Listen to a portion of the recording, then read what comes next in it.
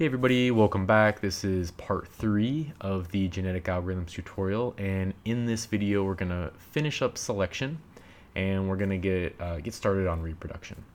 Now, we have some issues with our selection at the moment, and if you remember from last time, I've printed out this list of backpacks with their respective costs or the respective value of the item of everything inside, the cost of all the stuff that's in each backpack. The problem with this is we want to use only the best backpacks in order to do reproduction, or we want to give the best backpacks a higher chance of reproducing in the reproduction stage.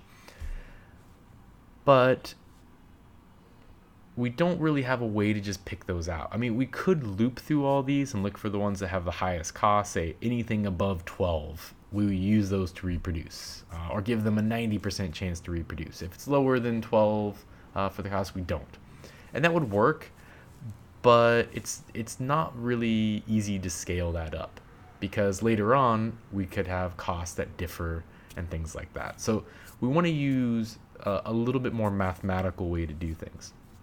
And before we get to that mathematical way, we need to do a sort on our list, and we need to actually sort all of these backpacks by the value of the items inside. So what I want is I want one side of the list where I have all of the backpacks that hold a lot of value, and the other side of the list that backpacks hold very little value. And then I want to take that list and I want to give maybe the left side of the list a higher probability of being picked, of those items being picked. And the higher the cost, the higher chance it has of being picked each time I pick two different strands in order to do the crossover in reproduction. So how do I do that? Well, first thing I'm going to do is I'm going to get rid of this. We're not going to need that print statement anymore. And once all of this stuff is done, I am going to get my backpacks back out, and I am going to get it out from a function called sorted by fitness. So I'm going to pass in the valid backpacks that we got here and the fitness values we got here. And I'm going to make a new function called sorted by fitness. Okay, and that's going to take the backpacks in and the fitness values. Good. All right, so how do I do this? How do I sort them by the fitness? Well, this is only going to be 3 lines of code when we're done, but it's a little bit complex. So I'm going to kind of break it apart at the beginning, and then we'll put it together at the end. So first thing I want to do is I'm going to take these backpacks and the fitness values. I'm going to put them into a whole list of tuples. So I want to sort the fitness values from greatest to least.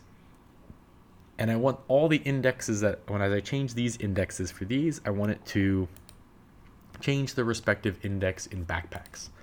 So I could do that many different ways, but the easiest way I think is just to zip them together at the beginning. So I'm going to say fitness values and backpacks. So what is zipped? If you don't know what zipped is, it essentially will take everything in fitness values and it will match it up to the same index in backpacks. So index 0 in fitness values matches up with backpack 0, and fitness value 20 matches up with backpacks index 20, and it puts it together into a tuple. Now, if you tried to print this, if you just ran this and print this, you get this zip object, and so it doesn't do you much good. You can turn it into a list, and if you turn it into a list, you'll see something like this. But let's make it a little easier to look at. Let's just say for a in list zipped, and let's print out a. I'm just picking some garbage variables here. So there we go. So this will print out all the tuples, and you'll notice that the value or the cost is first, and then the backpack representation of the backpack is second in the tuple. So what can I do with this? Why is this a good idea? Well, it's actually quite nice to use with the sorted function, because the sorted function will allow us to take in all of these and it will sort it for us. So if I do for B in backpacks and I print B now and I run this, it has sorted my entire list of tuples. So zipped is a whole bunch of tuples. I sort that, it returns a list where everything is sorted. So at the top of the list here, or at the lowest index, I've got 0, and it just goes up all the way to the end. Works great, right?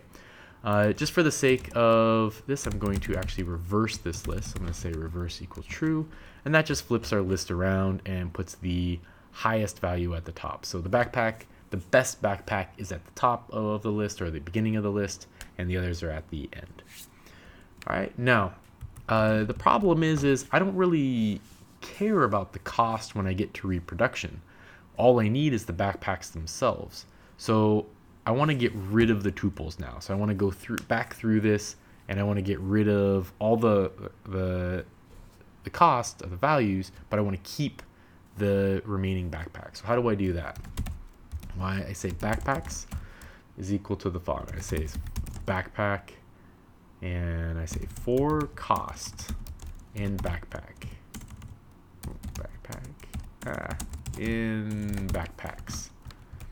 All right, so what this is doing is it's looping through here all the backpacks, and remember each of the items right now in backpacks is a tuple between a cost and the list itself. And we could make that slightly more clear. I could say backpacks and fitness. Well, really it would be fitness and backpack. So let me just go ahead and change that. And if I run that, there we go. So for every fitness and backpack tuple, I pull out the cost and backpack for each individual one. But in the remaining list that I use, I just keep the backpacks. So I just ignore the cost entirely. And a neat thing here is you can actually just put this underscore, which means just ignore that value. But I put cost here just so it's a little more explicit. You kind of know what's coming out of fitness and backpack. All right, so that works pretty well. The thing is I actually don't need all of this code here. I can go ahead and combine some of this and make it a little bit more concise, which is what I'm going to do. I'm actually going to take this. I'm going to cut this zip out. I'm just going to replace this here. Delete that line. And instead of even making a variable called backpacks, I'm just going to return all of my backpacks like that. So this is a really short function, but it's actually doing quite a lot of stuff.